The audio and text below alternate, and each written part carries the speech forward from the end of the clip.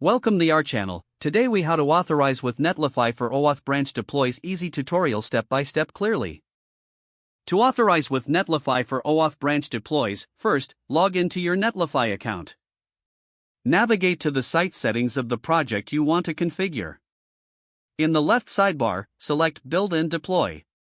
Scroll down to the Continuous Deployment section. Click on Edit Settings. Here, you will find the option to connect to your Git provider. Select the appropriate Git provider for your project. If prompted, authorize Netlify to access your Git account. Follow the instructions provided by your Git provider for OAuth authorization. Once authorization is complete, return to Netlify. You will now see a list of your repositories.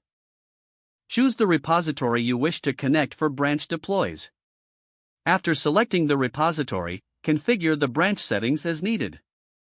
Make sure to enable branch deploys if it's not already activated.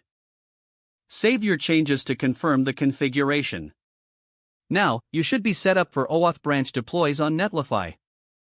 Test the setup by creating a new branch in your Git repository. Push your changes to the new branch.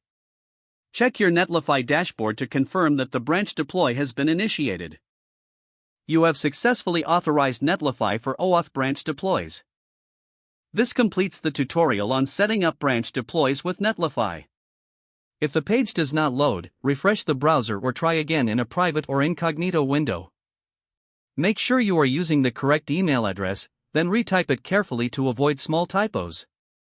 If your password is not accepted, use the reset option and create a new strong password you can remember. Check your spam folder for verification or security emails, then complete any requested confirmation steps. Enable two-factor authentication if available to improve account security and reduce unauthorized access risk. After signing in, review your profile details so your contact information and settings are accurate and current. If you see an error message, note it down and try again after restarting your device and internet connection. Log out when you finish, especially on shared devices, to keep your account and payment information secure. If the page does not load, refresh the browser or try again in a private or incognito window.